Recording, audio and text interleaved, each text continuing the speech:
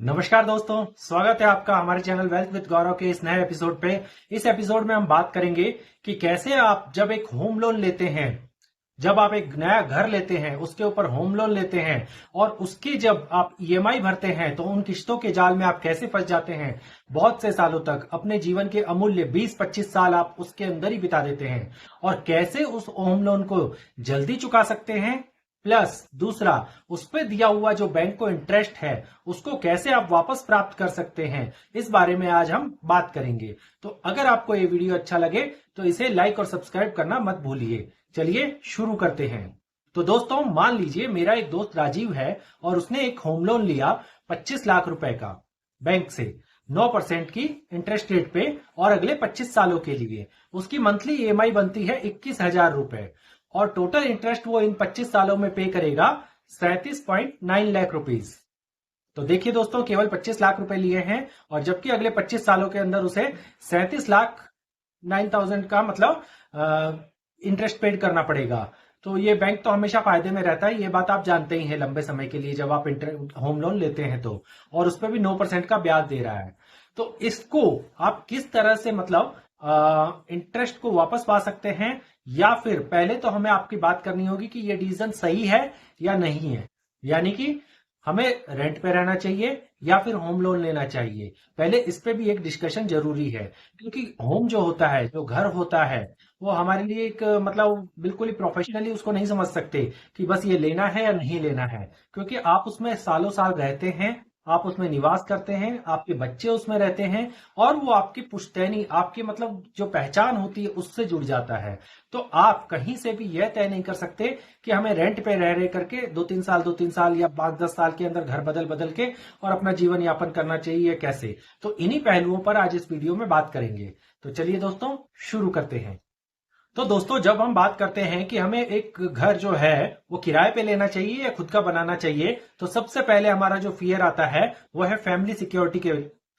आपकी फैमिली आपके लिए सबसे बड़ी सिक्योरिटी का काम करती है और आप हमेशा उसके लिए चिंतित भी रहते हैं। आप हमेशा ये सोचते हैं कि मैं जो कमाई कर रहा हूं या मुझे जो मंथली इनकम आ रही है उससे मैं अपनी फैमिली को कितने से कितना ज्यादा सिक्योर कर सकता हूं। और सिक्योरिटी के लिए सबसे पहला सवाल है कि क्या मैं एक पक्का घर दे पा रहा हूं या उनको कच्ची जगह पे रख पा रहा हूं। जब भी सैलरी आती है तो सबसे पहले हम घर के लिए सोचते हैं कि हमारा एक आवास जो है वो अच्छा होना चाहिए, बारिश के अंदर छत नहीं टपकनी चाहिए, जो तकलीफें हमने भुगती है वो अपने बच्चों को कभी नहीं भुगतने देना चाहिए। तो अगर कल को मेरी जॉब नहीं रहती है तो मेरे परिवार का क्या होगा? वो रास्ते पे आ जाएगा। कहीं वो रेंट पे कर पाएंगे कि नहीं कर पाएंगे, या मैं भी पे कर पाऊंगा कि नहीं कर पाऊंगा।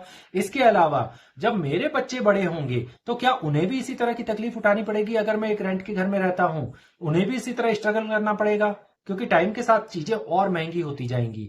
तो वो क्या करें कि अगर मैं उनको एक घर दे दूं तो उन्हें ये सब स्ट्रगल नहीं करना पड़ेगा। सीधी सी बात है। तो यहां तो घर लेना ही अच्छी बात लग रही है। दूसरे टाइप की जो प्रॉब्लम आती है वो है रेंट के साथ में प्रॉब्लम। रेंट के साथ कैसी प्रॉब्लम आ सकती है? जैसे कि जब आप किराए का घर लेते हैं तो भाई मकान मालिक बोलता है 3-4 साल हो गए भैया, अब तुम बदलो, क्योंकि अब तुम फिर कब्जा जमाना चालू कर दोगे। कोर्ट का भी नियम है 10-11 साल होने के बाद में फिर आपका कब्जा शुरू होना हो जाता है। और कई कई किराएदार तो ऐसे मिलते हैं जो मकान मालिक है ही नहीं और वहां किराएदार ही बस रहे हैं। तो इसके अलावा क्या होता है कि होम ओनर्स के अंदर डिस्प्यूट हो जाता है। कई बार क्या होता है कि मकान मालिक ने घर आपस में मतलब भाई भाई होते हैं, उनमें डिस्प्यूट हो गया। अब भैया आप खाली करो, हमें तो नहीं चाहते, हमें कोई किराए पे नहीं देना, हमें कोई किराया नहीं चाहिए, आप खाली करो। तो इससे 1-2 साल के अंदर ही आपको ये परेशानी आ जाती है। अब आप बार बार आधार कार्ड में नाम ही चेंज करते रहेंगे, अपने एड्रेस ही चेंज करते रहेंगे, तो फिर तो आप आगे कैसे बढ़ेंगे और काम क्या करेंगे, ये देखिए। इसके अलावा जो होता है, हर 2-3 साल के बाद, हर 2 साल के बाद तो लगभग तय है कि 5 से 10% मकान मालिक बोलता है कि अब मुझे रेंट बढ़ाना है, अब मुझे रेंटल इनकम इंक्रीज करनी है क्योंकि महंगाई बढ़ रही है, तो इस हिसाब से मेरा रेंट भी बढ़ना चाहिए। इसके अलावा जब वो घर सेल करता है मकान मालिक, तो नया जो मकान मालिक है अब उसकी मर्जी है कि वो पुराने किराएदार को रखे या फिर नहीं रखे। वो एक साफ सुथरी प्रॉपर्टी चाहता है तो वो बोलेगा पहले किराएदार को निकालो और उसके बाद फिर घर सेल करो। तो मकान मालिक जो है वो कभी भी घर सेल कर सकता है और किराएदारों के साथ तो ये असमंजस की स्थिति बनी रहती है कि उन्हें हर 3-4 साल में मकान चेंज करना पड़ता है और इससे बहुत बड़ा डिस्टर्बेंस आपकी लाइफ में होता रहता है। और इसके अलावा एक और चीज है जो जुड़ी हुई है हमारे घर के साथ, उसके बारे में अब हम बात करेंगे। तो भाई अब जो सबसे बड़ी बात आती है वो है अपने घर के साथ इमोशन जुड़े हुए होते हैं और इमोशन आपके हर डिसीजन के ऊपर हावी होते हैं। जैसे कि एक प्राउड फीलिंग का भाव आपको आ जाता है, मेरा घर, हमारा घर, मेरे बच्चों का घर। तो ये हमारे लिए प्राउड की बात है। कहीं भी बाहर गए हुए हैं, घर पे आएंगे, आराम से शांति से रहेंगे। तो इंटरनल पीस जो सबसे बड़ी शांति है कि अब अगर मुझे कमाई करनी है तो केवल ग्रोथ के लिए करनी है, क्योंकि मेरे सिर पे एक छत है, मेरे बच्चों के सिर पे एक छत है। अगर मुझे कल को कुछ हो जाता है तो कम से कम ये सवाल तो नहीं उठेगा कि मेरे बच्चों के पास एक छत नहीं है। बहुत बड़ी बात है। इसके अलावा रिटायरमेंट के ऊपर अब मुझे सोचने की जरूरत नहीं है। अगर मुझे फंड मिल गया 20-50 लाख का, तो मैं आराम से अपना रिटायरमेंट काट लूंगा। क्यों? क्योंकि मेरे पास एक छत होगी, मेरे पास एक आसरा होगा, मेरा अपना घर होगा, तो जिससे मैं काम चला सकूंगा। तो ये मेरे बच्चों के भी काम आएगा। इस बात की शांति है, प्राउड फीलिंग है। मुझे बार बार जा करके अपना एड्रेस चेंज करने की जरूरत नहीं है। मुझे और भी कई मतलब प्रतिष्ठा मिलती है समाज में। जब आप बोलते हैं कि ये आपका घर है, तो एक अलग ही भाव का अनुभव होता है, एक अलग ही गर्व का अनुभव होता है कि हाँ, लाइफ में मैंने भी कुछ किया है। और ये इमोशन आपके हर मोमेंट के ऊपर हैवी पड़ता है। फिर चाहे आप रेंट के अंदर कितना भी दे करके, और आप ये सोचें कि अपने घर से कम रेंट दे करके आप रह सकते हैं अपनी मनचाही जगह पर, अपने अच्छे घर पे रह सकते हैं रेंट पे लेकर के, मगर अपना घर तो अपना घर होता है। वो जो सुख देता है उसका कोई मुकाबला नहीं होता है। तो चलिए अब जानते हैं कि कैसे इस रेंट को जो हम ईएमआई देते हैं उसे हम बचा सकते हैं।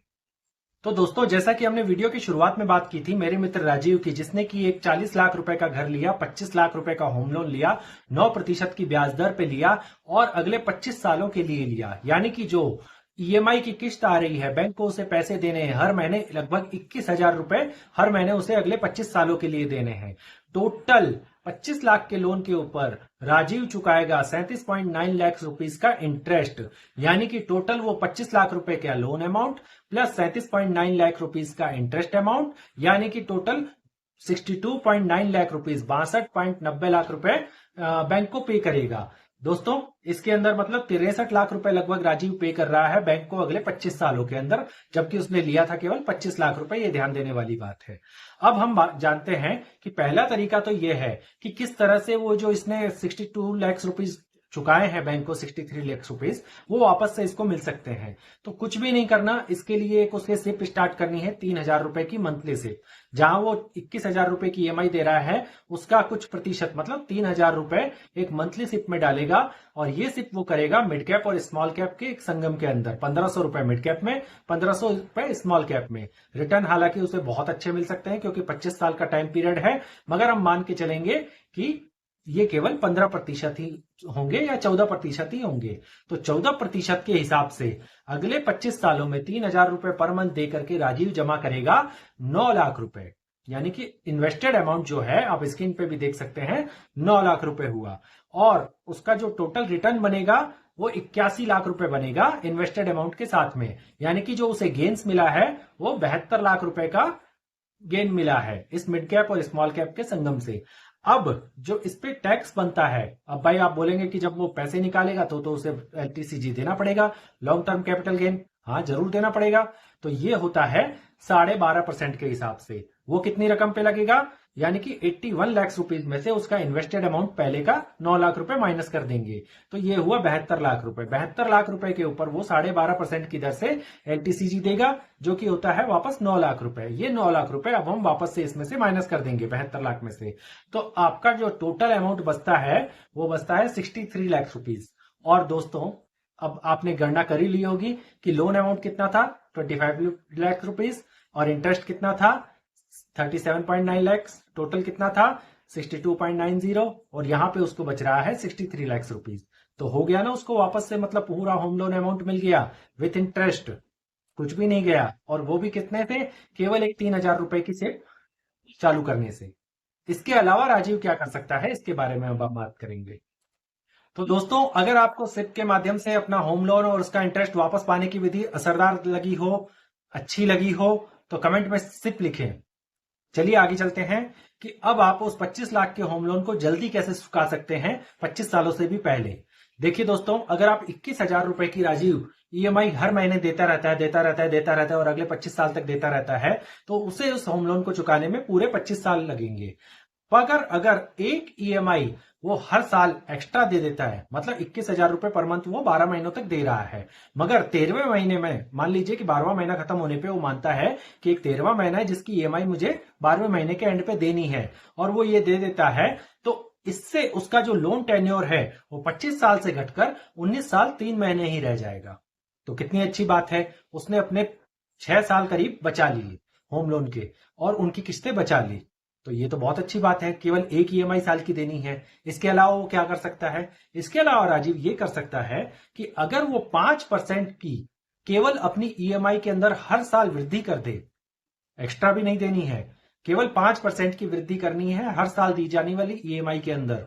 जैसे इस साल वो 21,000 की ईएमआई दे रहा है, तो अगले साल उसके अंदर 5% जोड़ करके और उसको बढ़ाएगा ईएमआई को, तो उसका जो होम लोन का एंड है वो लगभग 13 साल और कुछ ही महीनों में, 3 महीनों में खत्म हो जाएगा।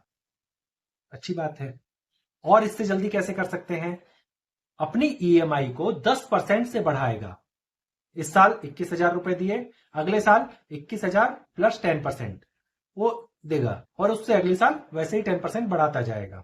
तो इससे क्या होगा कि इससे उसका जो 25 साल का होम लोन है वो केवल 10 साल और 2 महीने के अंदर चुकता हो जाएगा। बहुत ही असरदार तरीका है दोस्तों।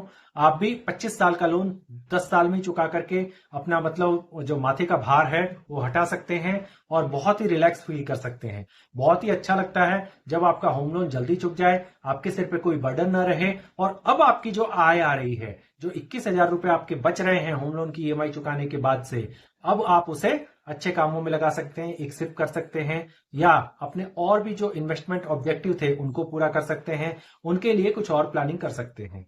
तो दोस्तों, आशा करते हैं ये वीडियो आपको अच्छा लगा होगा।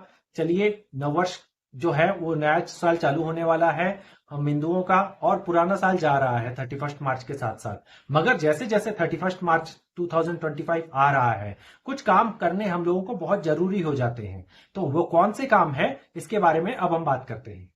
तो दोस्तों, अब हम बात करेंगे कि 31 मार्च से पहले पहले आपको ऐसे कौन से काम हैं जो आपको निपटा लेने चाहिए जिससे कि आपका बेनिफिट हो। तो सबसे पहला काम है कि आपको अपने फास्टैग को अपडेट कर लेना चाहिए, उसकी केवाईसी को अपडेट करवा लेना चाहिए। इससे क्या होगा कि एक तो आपको डबल पेनल्टी चार्जेस नहीं देने पड़ेंगे, और आपको डीएक्टिवेशन भी नहीं होगा फास्टैग का। दोस्तों, दूसरा जो आपको काम है वो है, अगर आपने ओल्ड रिजीम के अंदर अगर आप इनकम टैक्स अपना भरते हैं, तो आपको अपने इन्वेस्टमेंट सारे कर लेने चाहिए। जो भी आप 1.5 लाख रुपए तक की बचत दिखाते हैं इन्वेस्टमेंट के अंतर्गत, वो आपको अभी कर लेने चाहिए। तो 80C के अंतर्गत आपको छूट मिल जाएगी। और इसके अलावा आपको फॉर्म 12BB भी सबमिट कर देना चाहिए अपने एम्प्लॉयर को। इससे क्या होगा कि आपका जो एक्स्ट्रा टीडीएस कटता था वो नहीं कटेगा। ये एक छोटा सा फॉर्म होता है और इसकी फॉर्मेलिटीज आप जल्दी से भर करके अपने एम्प्लॉयर को सबमिट कर सकते हैं। इसके अलावा आप नेशनल पेंशन स्कीम के अंदर भी 50,000 रुपए तक का जो इन्वेस्टमेंट करके इस छूट का लाभ ले सकते हैं, अगर आप ओल्ड रिजीम के अंतर्गत चल रहे हैं। तो न्यू रिजीम वालों के लिए, क्योंकि इसकी जो रेट है वो बढ़ गई है, 12 लाख रुपीज हो गई है, तो अब इन सबका कोई असर नहीं पड़ेगा।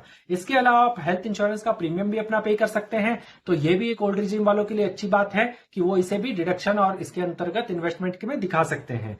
इसके अलावा आप पिछले 3 साल का आईटीआर जो है, इनकम टैक्स रिटर्न, वो अभी भर सकते हैं। वो थोड़ी बहुत पेनल्टी लगेगी, उसके साथ में आप भर सकते हैं, मगर उससे पहले का नहीं। और 31 मार्च के बाद आप ऐसा कर भी नहीं पाएंगे, और सरकार इसके आगे ऐसी मोहलत देगी, इसकी संभावना कम ही है। तो दोस्तों, ये सारे काम तो आपको पहले पहले निपटा ही लेने चाहिए। इसके अलावा जो हमारा यातायात विभाग है, परिवहन विभाग, उसकी तरफ से, ट्रांसपोर्ट मिनिस्ट्री की तरफ से जो ड्राइविंग लाइसेंस और जो यातायात नियमों का उल्लंघन है उसके ऊपर भयंकर रूल्स, जो भयंकर पेनल्टी लगाई जा रही है, मतलब जो 100 200 रुपए 500 रुपए था, उसको बढ़ा करके 10 हजार रुपए तक किया जा रहा है। तो उसके लिए भी आपको अपना ड्राइविंग लाइसेंस, पीयूसी सर्टिफिकेट और ये सब चीजें, बाकी चीजें अपडेट कर लेनी चाहिए। तो दोस्तों, ये सब काम अगर आप 31 मार्च के पहले कर लेंगे तो बहुत ही अच्छा रहेगा। ये वीडियो अपने दोस्तों के साथ भी शेयर करें ताकि उनको भी इस चीज का फायदा मिल सके, और कमेंट तो जरूर कीजिए। चलिए दोस्तों, मिलते हैं अगले वीडियो में। Be healthy, be wealthy.